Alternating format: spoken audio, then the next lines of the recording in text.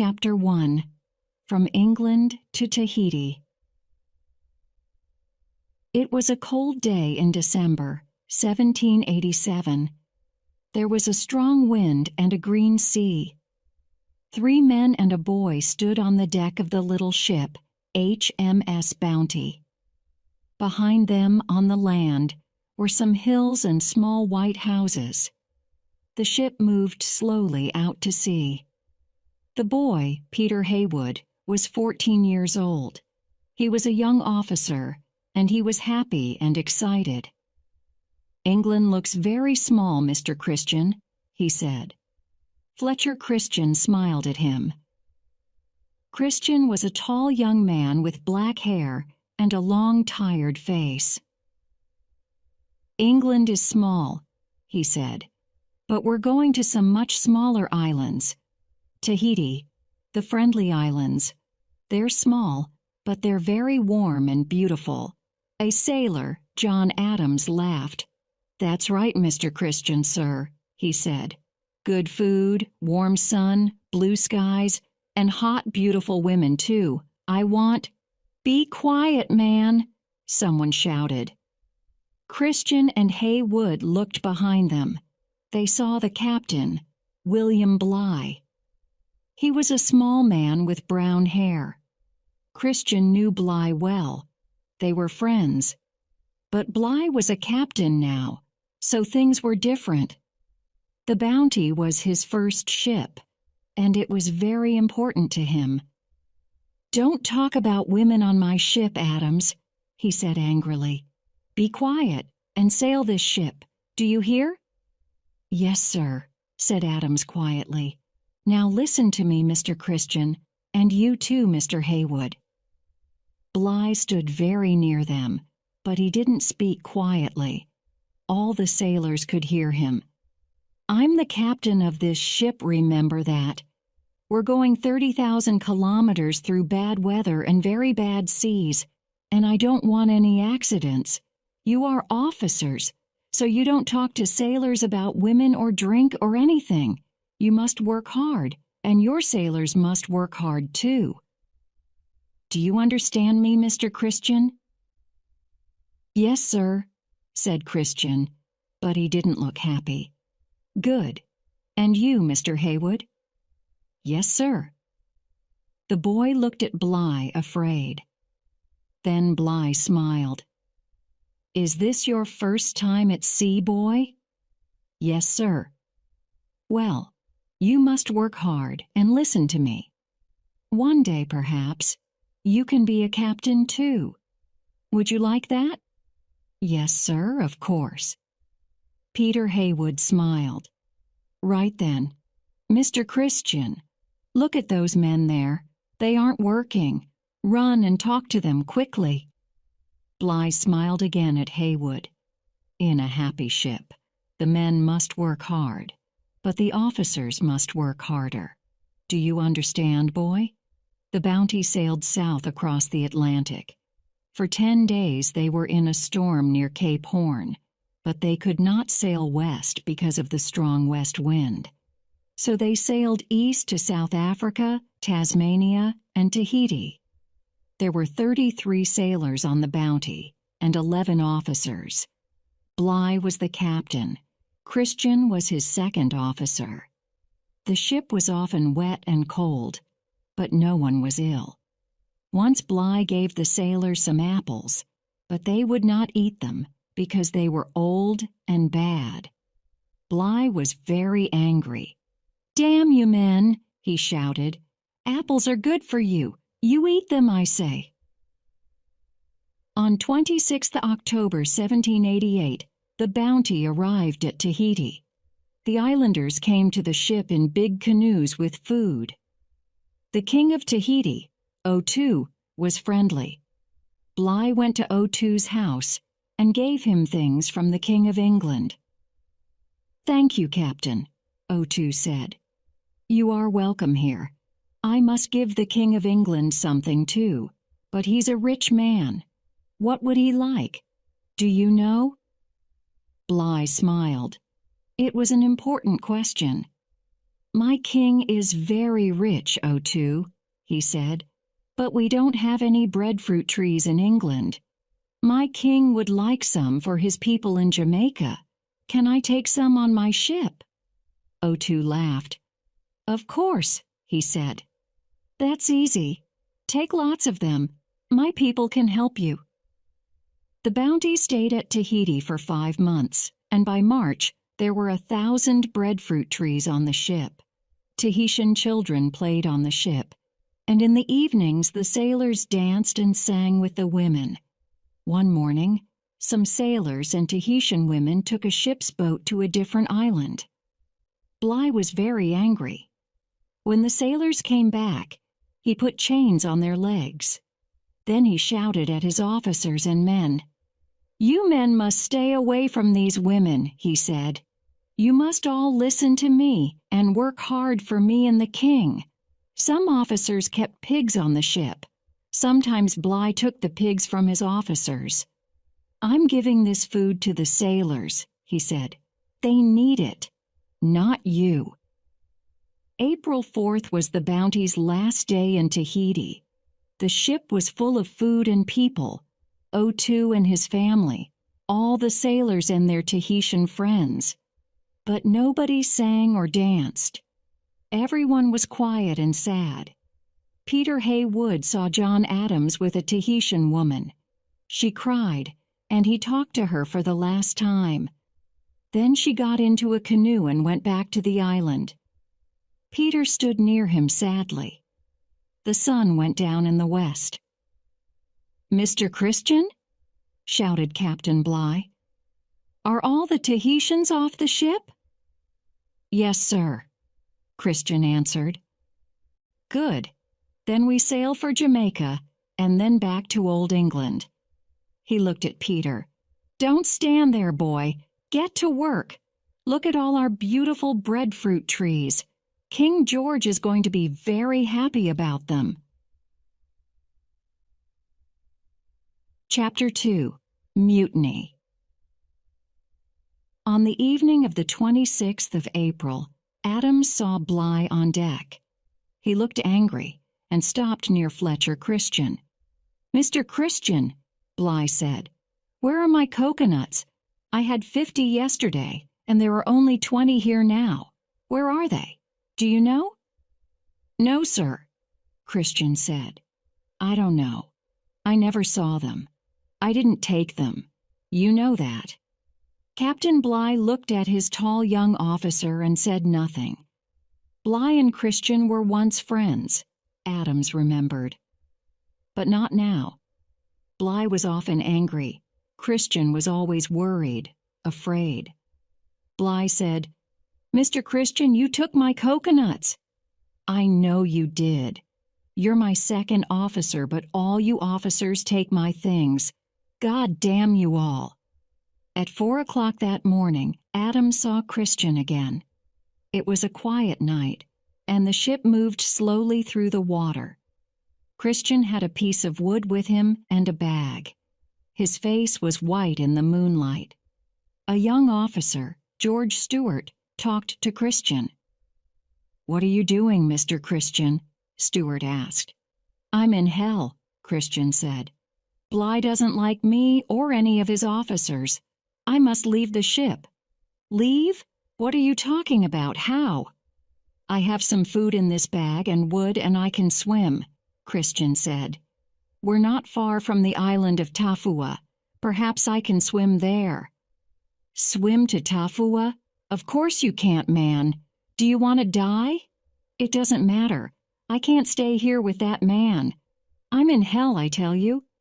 Every day he shouts at me, and it takes a year to sail to England.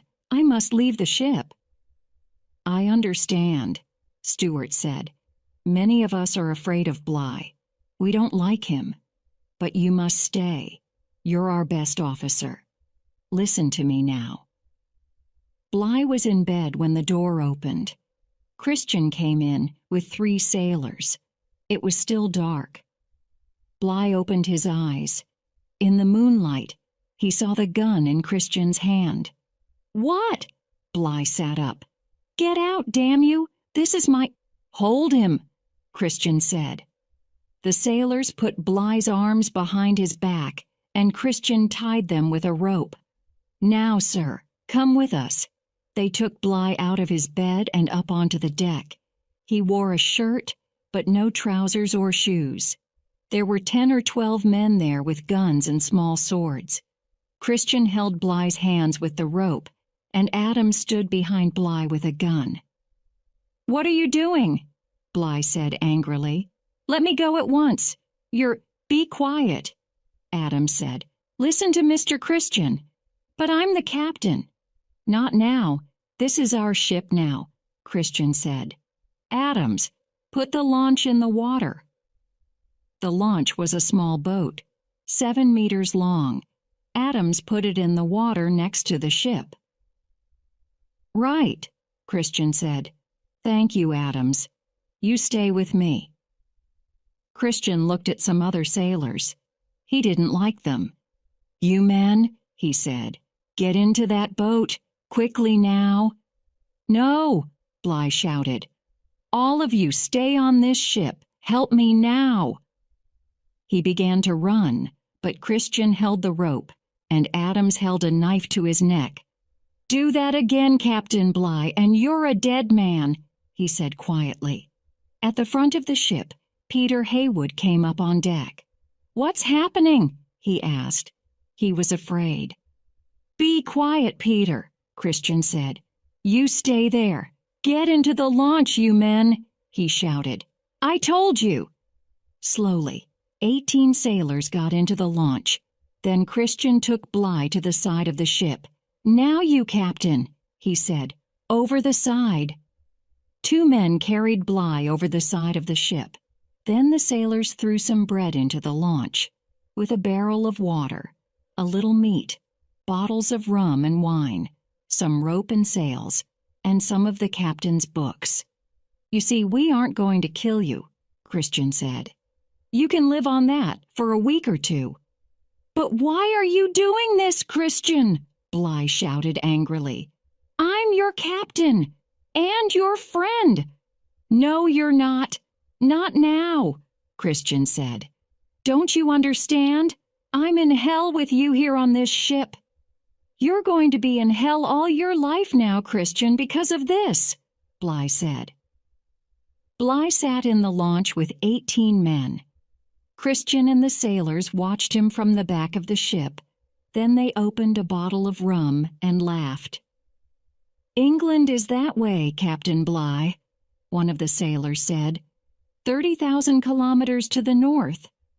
"Forget England, my friend," Adam said. "I'm thinking about Tahiti and those beautiful women. We're going to be happy now, on Tahiti with Mr. Christian." Christian looked at Adams for a minute, but he didn't smile. His face, in the early morning sun, was white and cold.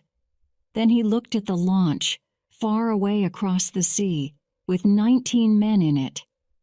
"Tahiti, England, or the Bounty. It doesn't matter, John," he said. "I'm going to live and die in hell." Chapter 3. In the launch. The launch was 7 meters long, and there were 19 men in it. Captain Bligh sat at the back of the launch and looked at his men. The sides of the launch were only 30 centimeters above the sea. "Mr. Hall, look at our food, please," Bligh said. "Yes, sir." Bligh looked away over the sea. The Bounty was very far away now, but there was a small island, Tafua, about 20 kilometers to the west. After some minutes, Mr. Hall, a young officer, said, "Sir, we have 150 kilos of bread, 2 kilos of meat, 6 bottles of rum, and 126 liters of water, sir." "Is that all?" Bligh asked. Hall said, "We have a small sail and some coats, sir." "That's all." "Thank you, Mr. Hall," Bligh said. "It's not much, but we're going to Tafua, so perhaps we can find some more food and water there." Bligh was afraid, but he didn't want them to see that. The men were quiet. They didn't look angry. Next day they landed at Tafua. They found breadfruit, bananas, and coconuts, but no water. A lot of islanders came down to the sea. "Where is your ship?" they asked. "It sank," Bly said. "All our friends are dead. We need food and water." The islanders laughed. It was not a friendly laugh. They talked quietly. More men came. Soon there were nearly 100. They began to pick up stones. "Get back into the boat," Bly said. "Quickly, now." But the islanders killed one man with stones. When the launch went out to sea, the islanders came after it in their canoes. They threw stones at the sailors. "Throw the coats into the sea," Bly said. "Quick!" The islanders stopped and picked the coats out of the sea. Then the canoes went back to Tafua. "We can't land on any islands then," Bly said. "Not without a big ship and guns." He looked at his men. They were quiet and afraid. "We must be very careful with our food," he said. "Every man can have a small piece of bread and coconut today, and a cup of water. That's all. When it's cold, we can have some rum. But don't worry. Remember, I'm your captain. Listen to me, and we can stay alive." "Yes, sir." Then the youngest, a boy called Robert Tinkler, said, "I want to go home." Bly looked at him, and for a minute the boy was afraid, because Bly was often angry. Then he saw a small, cold smile on Bly's face. "To England, Robert?" "Yes, sir." "Well, that's about 30,000 kilometers away. So first, let's find Timor. That's much nearer. There are Dutch ships there. They can take us home." "Yes, sir." The boy looked happier. "How far is it to Timor, sir?" For a minute Bly didn't answer. He looked away, over the cold green sea. The wind was stronger now, and the sky was dark. "Oh, not far," he said slowly. "Only about 7,000 kilometers." Next morning the wind got stronger and stronger, and the launch went up and down over big green waves. Everyone was wet, and white water came into the launch. The sailors used the empty coconuts to throw the water back into the sea. At midday, they ate 5 small coconuts and drank some rum, and they ate some wet breadfruit in the evening. The wind and waves were strong all night, so no one could sleep. Next day, the bread was wet, but they didn't throw it away. In the afternoon it rained, and they caught the water in cups and coconuts. But it rained all night, so everyone was cold and wet. The launch was small, so they could not all sleep. Most men sat up all night. On 8th May it was sunny.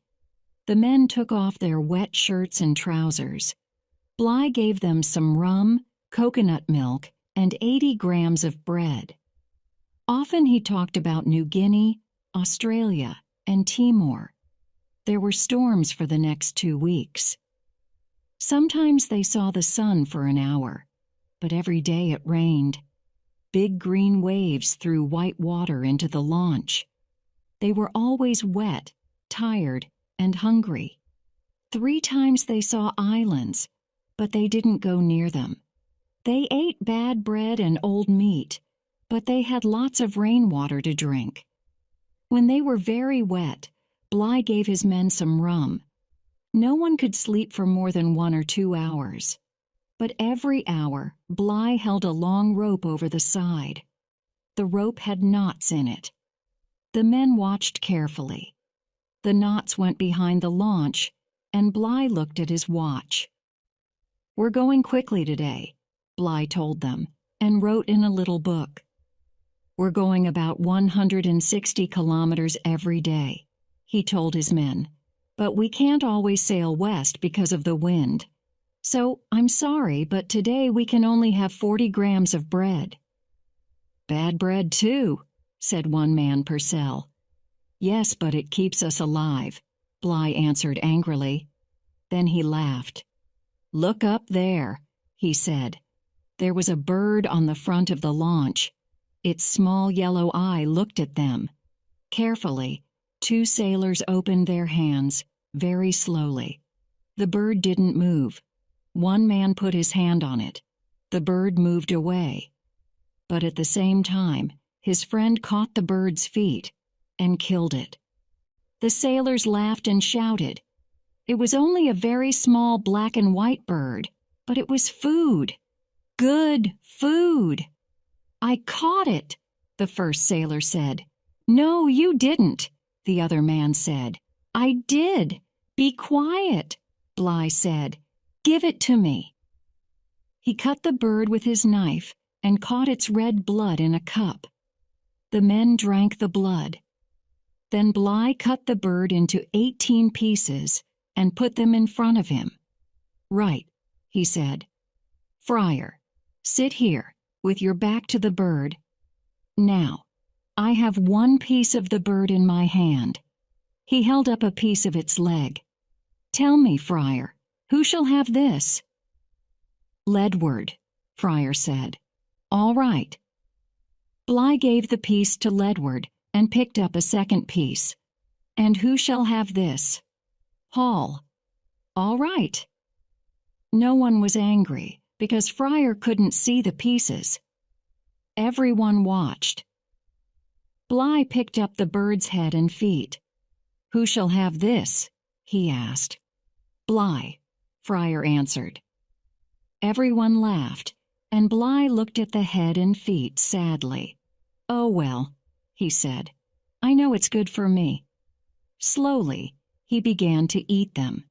That evening, they caught a bigger bird and ate that too. Next day, they caught one more. Everyone was happy. Why are all these birds here? The boy Robert asked. Bligh smiled. Because we are near land, he said. On 28th May, at midnight, they saw white water in front of them. The barrier reef, Bligh said. A line of rocks under water. We must be careful. Ships often sink here. Take down the sail and move slowly. We must find a way through. They sailed slowly near the white, angry water. Then, after 4 hours, they found a way through. Behind the barrier reef, the sea was blue and quiet. They sailed quietly to a small island. They could sleep on the island and walk about. They began to look stronger. But they were 2,000 kilometers from Timor, so they could not stay long. After 6 days, they went to sea again, west towards Timor. The sun was very hot, and 2 men were ill. Bligh gave them some rum and the blood of birds. But they can't live much longer in a little boat like this, he thought. We're all tired and hungry. Someone is going to die soon. But it was not far now. Every hour Bligh held the rope over the side and wrote in his little book. He watched the sun and the sea and the sky. And then, on the 11th of June, Bligh said, You cannot see it, but south of us, there's a big island called Timor. They laughed and smiled and sang. Next day, they saw the island, green trees and hills. 2 days later, they came to a town called Kaupang. There were some Dutch sailors by the sea. Bligh and his men walked up to them. Who are you? A Dutch officer asked. You look hungry and ill. Where are you from? I'm Captain William Bligh of the English ship HMS Bounty. These men are English sailors. We left Tafua 41 days ago. Tafua? The Dutch officer asked. Where is that? It is a small island about 7,000 kilometers away. We came in that small launch. My God! 41 days. In that. The Dutchman looked at the launch, and for a minute he said nothing. Then he asked, "Did many of you die?" Bligh smiled. "Oh no, only one, and the islanders on Tafua killed him.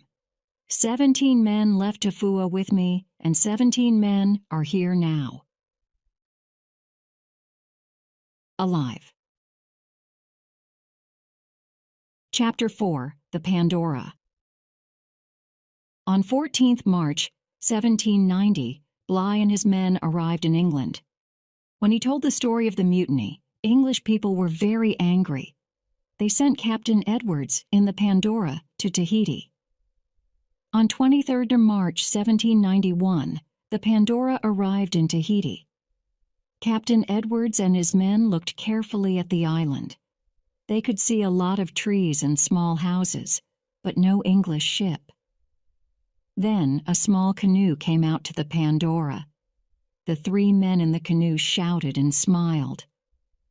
"I think they're Englishmen, sir," a sailor said. "All right," Captain Edwards said. "They can come on the ship. Perhaps they can tell us something." The 3 men were brown and strong, but they wore English sailors' hats and trousers. One of them, a boy, about 18 years old, smiled at Edwards. "Good morning, sir. My name is Peter Haywood. I'm a young officer from the Bounty. This is Mr. Stewart and Joseph Coleman, a sailor." "Yes, I see," said Edwards. "3 of you? Where are your friends? Where is Mr. Christian and the Bounty?" Haywood looked worried. "Mr. Christian? He sailed away in the Bounty, sir, a year ago, I think. But we didn't go with them. We waited. For you. We aren't afraid." "I see," Edwards said. He looked at them carefully. "All right, then. Tell me your story. What happened after Christian put Captain Bligh in the launch?" "Well, sir," Haywood said, "we threw the breadfruit trees into the sea and sailed here to Tahiti. O2, the king of Tahiti, was good to us, and a lot of men wanted to stay here. But Mr. Christian was afraid. 'We can't stay here,' he said, 'because a ship is going to come from England.' So O2 gave us a lot of pigs and goats and food, and we sailed to a different island, Tubuai. Some islanders from Tahiti came with us, 8 men, 9 women, and 7 boys. But the people of Tubuai didn't like us, and some of us didn't like Mr. Christian. So Mr. Christian sailed the Bounty back to Tahiti and left 16 of us here." "And then?" Captain Edwards was excited. "What did Mr. Christian do?" he asked. "He sailed away in the Bounty, sir. I see. And how many men went with him?" 9 sailors, I think, sir, but they took 7 Tahitian men and 12 women, too." "I see," Edwards said. He looked at them angrily. 16 men stayed on Tahiti and 3 of you are here. So where are the other 13? Are they waiting for me too on the island?" Well, yes, sir. I mean..." Peter Haywood stopped. He was worried and afraid. "They were here, but they aren't here now," said George Stewart quickly. He put his hand on Peter Haywood's arm. "They sailed away too." "Oh, did they?" Captain Edwards asked. "When?" Haywood and Stewart both spoke at once. 4 days. 2 weeks. "Ago, sir," they said. Then they stopped. Edwards watched them. "I see," he said slowly. "First you are in a mutiny, and now you tell me things that are not true. Sailor." "Yes, sir," one of the Pandora's sailors answered. "Put these 3 men in chains. They are prisoners." "But, sir," Peter Haywood said, "we didn't run away. We came to tell you our story, and Mr. Stewart has a wife." "A wife?" Captain Edwards laughed. "Is she at home in England?" "No, sir." "Here," Mr. Stewart answered. "She's a Tahitian woman. Her name is Peggy, Mrs. Peggy Stewart, and we have a daughter." Edwards laughed again. "A Tahitian woman. I'm sorry for her. But don't worry. She can come on the ship and see you in your new prison. Look behind you. We have a wonderful prison for you and your friends. Look." The three sailors looked behind them. On the deck of the Pandora was a wooden box, about 2 meters high and 4 meters long. It had a small door but no windows. The Pandora's sailors put the prisoners in the box, with chains on their arms and legs. Captain Edwards laughed. "There! Are you happy now? You can stay there all the way to England." "But my wife, my little daughter," Stewart said. The door closed in his face. "We didn't put Bly in the launch. Christian did. We came to tell you everything." Edwards laughed, and Peter Heywood said nothing. Captain Edwards caught 11 more men and put them in the Pandora's box, too. Their Tahitian wives and children came onto the Pandora and cried, but Captain Edwards didn't open the door. For 3 months, the Pandora sailed to different islands, and the prisoners stayed in the box. But Edwards couldn't find Christian or the bounty, and so he began to sail home. Near Australia, the Pandora hit the Barrier Reef. Water came into the ship, and the sailors couldn't stop it. After 12 hours, Captain Edwards said, "We must leave the ship. Get into the boats, men." The prisoners could hear the noise outside, and water came in through the door. Captain Edwards took 3 prisoners out, but then he closed the door. "What about us?" Peter Heywood shouted. "Please, Captain, open the door. Why are you leaving us in here?" "Be quiet, boy," said Captain Edwards. "We're working hard now. The ship is sinking." "But we're going to die. We can't move," George Stewart shouted. "Open the door." But Edwards closed the door, and no one helped them. Outside, the first sailors got into the boats and rowed away. Inside the box, the prisoners hit the walls and shouted, but they couldn't move because of the chains. After an hour, a sailor opened the door and helped them out of their chains. But there was very little time. All of them got their legs free, but some couldn't get their arms free. Peter Heywood was nearly the last man to get out. In the sea, he held on to some wood. He saw George Stewart and 4 other prisoners. They couldn't swim because of the chains on their arms. "Help me, Peter," Stewart called. But the sea took Stewart away. Peter Heywood never saw his friend again. Peter Heywood landed on a small island with some prisoners, Captain Edwards and the Pandora's sailors. They had 4 boats, but only 1 small barrel of water and some bread. Like Captain Bly, they sailed to the Dutch island of Timor. Then a Dutch ship took them to England. They arrived on the 19th of June, 1792. Peter Heywood looked across the water at the green hills and small houses. "Home," he said quietly to a Dutch sailor. "England is very beautiful, you know. I left here 5 years ago." "Are you going to see your family?" the Dutchman asked. "Not yet," Peter answered.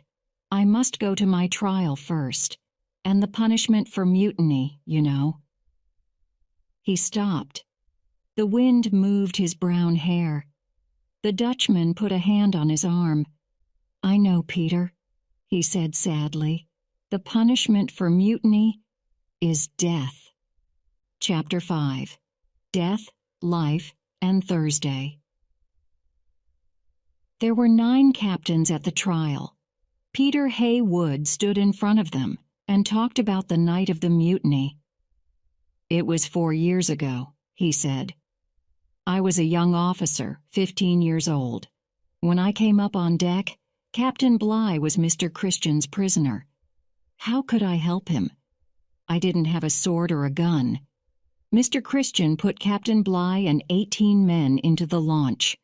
One of the 9 captains asked, "Did you try to help Captain Bligh, Mr. Haywood?" "No, sir, I couldn't. Christian and his men had swords and guns. I had nothing." A different captain asked, "Did Mr. Christian do the right thing then?" "What do you think?" "No, sir, of course not."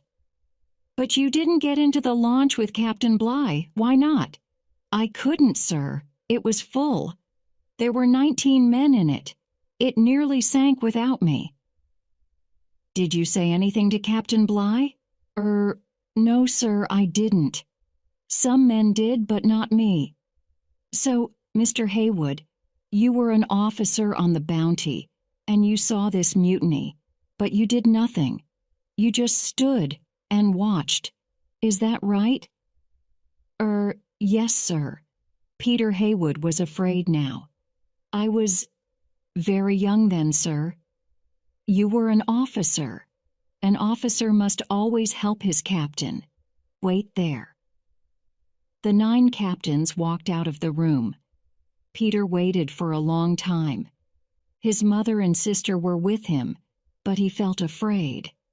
Then the captains came back, and the oldest captain said, "Peter Haywood, because you did not help Captain Bligh, we say you helped the mutiny, and there is only one punishment for mutiny: death. Do you understand?" Peter's face was white, and he felt ill, but he said quietly, "Yes, sir, I understand." 2 days later, he saw the oldest captain again. There was a small, cold smile on his face. "Mr. Haywood, I have a letter from the king. The older sailors must die, but because you were a young boy on the Bounty, the king says you can live. You can go, Mr. Haywood. You are a free man." "Oh, sir, thank you. Thank you very much." Peter Haywood lived for many years. 20 years later, he was a captain of a ship, like Captain Bligh. Captain Bligh went back to Tahiti and took some more breadfruit trees to Jamaica. After that, he sailed many more ships. He was an important man. He died in 1817, but what happened to the Bounty and Fletcher Christian? For years, no one knew. Then, 20 years after the mutiny, in 1809, an American ship, the Topaz, visited a small island called Pitcairn. When the captain of the Topaz came home, he had an interesting story. And 5 years after that, in 1814, 2 British ships, the Briton and the Tagus, arrived. Pitcairn was a small island with nowhere good for ships to land. But a canoe came out through the white water to the British ships.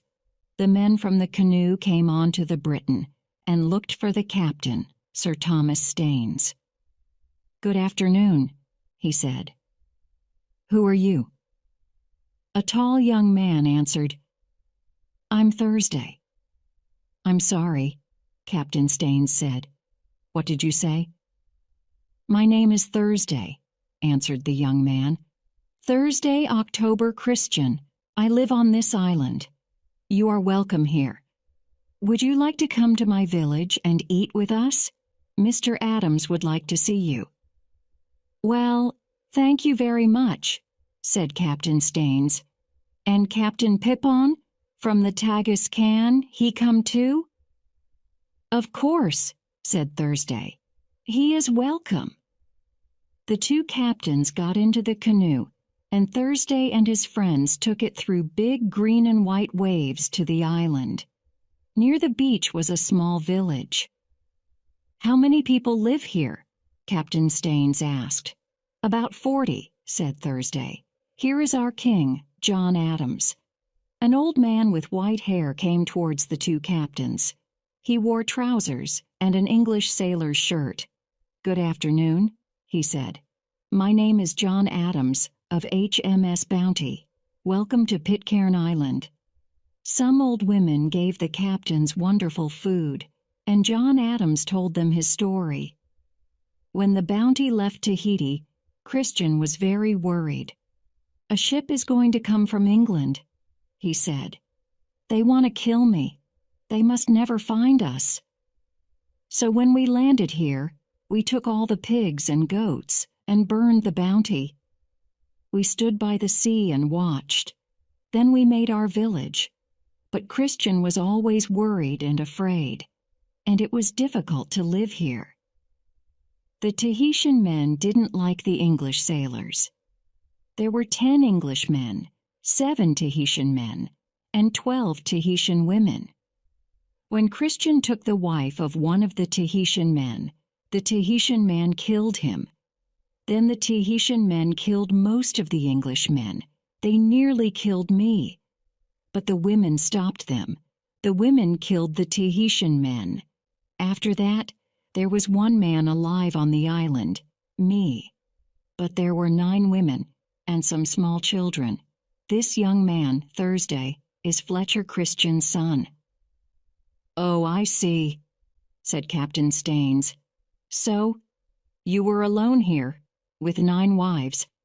John Adams smiled. He looked a tired but happy man. The old women near him smiled too. "Well, yes, sir," he said, "but I'm a good husband to them, and a good father to all these children. And of course, now that these boys are men, they have wives too." "Do you all speak English?" Captain Peapon asked. "Yes, sir.